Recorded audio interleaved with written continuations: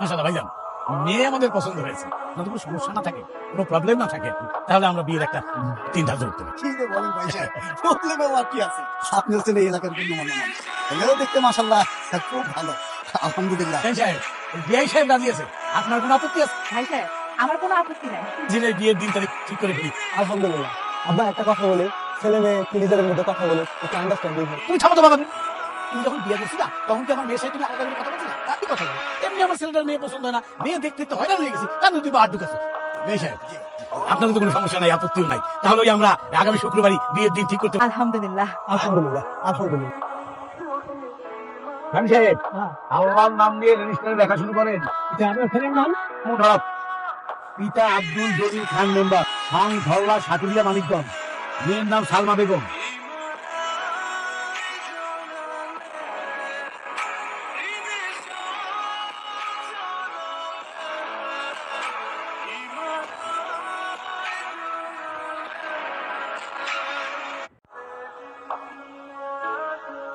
আরে লেহেলের বন্ধু মানে কি করলে? আমি আবার এই যে বললাম বাবা, কেন কেন বিয়ে করবি না তুই? আরে মেয়ে তো দাঁত নাই, দাঁত নাই? নাই। আরে হাঁটো তো, এই হাঁটো।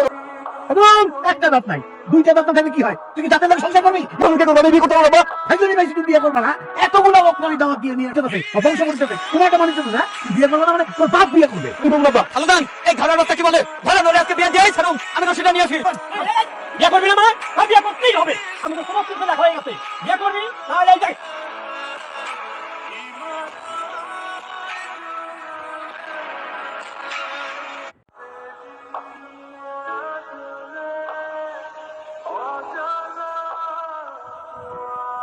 ভাইজান, এখন তো ওই দিকে, বাথরুম আগে এখানে ঢুকলাম।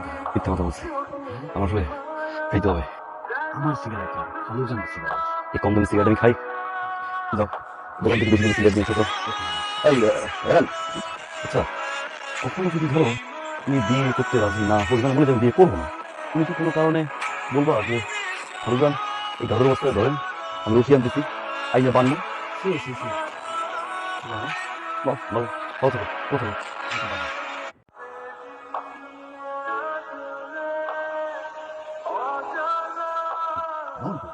আমি কেমন তুই না ওয়াশরুমে নিয়ে গেলি, তুই জানো কে জানে? গেছে কিন্তু ডাকে সে আমার কিছু বিড়ির কেনা উঠছিল, থেকে বিড়ি চাইলো, একটা বিড়ি আমি বের করে দিলাম, বলে কম দামি বিড়ি আমি খাই না। তো ভাবলাম কেরা যেহেতু উঠছেই একটা দামি বিড়ি কিনে নিয়ে এসে দিই। আমি বিড়ি নিয়ে আসার পরে দেখি নালে নাই, ভাবছি কেরা মেরা মনে হয় শেষ হয়ে গেছে, সে চলে আসে, কেন আয় নাই? না, আসে নাই, আসে নাই। আমার ছেলে কোথায়? ছেলে আসবে, অস্থির হয়ে তখন আমার মেয়ের বিয়ে ভেঙে গেলে সমস্যা আছে না? কেউ বিয়ে করে তখন? রান, একটা নিয়ে তো বুঝলো না। মাশাআল্লাহ, মাশাআল্লাহ, মাশাআল্লাহ। কি কয়? কি করে মানে কি আছে? তাড়াতাড়ি দে, ভাইটা কাঁদবে। তুই সত্যি এগুলো ভালো না। বই দিছি, পাইছেন? এটা পছন্দ হয়েছে, এটা আবার লাগবে 13 দাম, তাই তো? এটা আপনার অবশ্যই বিয়ে করার সময় মেয়ের দাব দেখে নেবেন। Police police police!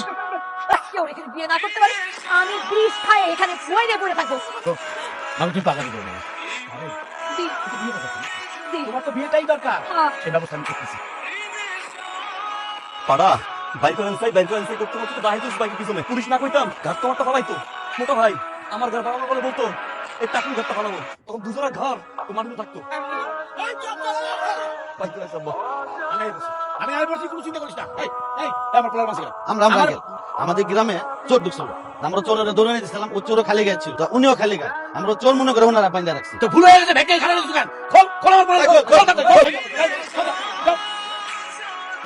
একটা মানুষের শারীরিক খুব থাকতেই পারে, দাঁত নাই, এটা সুন্দর, তোর ভালো লাগবে না, তুই বিয়ে আসুক ছেড়ে চলে আসলি, মনে কর তুই কি জানিস, একটা সুন্দর চমৎকার পরিণত সুন্দরী মেয়ে বিয়ে করবি না, স্বামী হিসেবে সম্মান করলো না, তো সেবা যত্ন করলো না, কি ব্যাপার? তুই সাথে সত্যি বল কি জানিস, একটু ভালোবাসে, আমার মনে হচ্ছে জানিস এই মেয়েটা তোকে ভালোবাসে, তুই ভালো না বাসতো তুই বিয়ের আসতে চলে আসলি, তো বড় আত্মসম্মানে লেগেছে বুঝেছিস, তুই চলে গেলি, কোন মেয়েটা তো তোকে সাথে চলে যায়নি, তুই ভালোবাসে বলেই ওই মেয়েটা এত দূর দৌড়তে দৌড়তে চলে এসেছে। দেখ দেখ অসহায়ের মতো একটা মেয়ে দাঁড়িয়ে আছে। আমি তো মনে না হয় যে তুই বিয়ে করবি না, আমার কিছু বলার নেই, সমস্ত সিদ্ধান্ত তো এটা আপনারা আমার দেখতে আসার আগে অনেক মানুষ আমাকে দেখতে আসছে, কিন্তু আমি নিজের বিয়ের জন্য মনে করেছি খালি যান আমার তাতে সমস্যা আছে। যখন আমি দেখতে আসছি আমি ভাবছি যে আপনার যাই নাই আসছি। আমি একদম জানতাম না যে আমার আব্বা আম্মা আপনাদেরকে বলে না, কারণ না বলে ধোকা দেওয়া অনেক বড় একটা অন্যায়।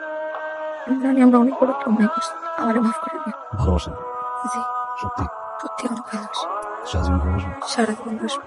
তাহলে মুখের সামনে এরকম হাত দিয়ে কথা বলবেন, ওর দাঁত দরকার নেই আমার, ভালোবাসার ব্যাপার।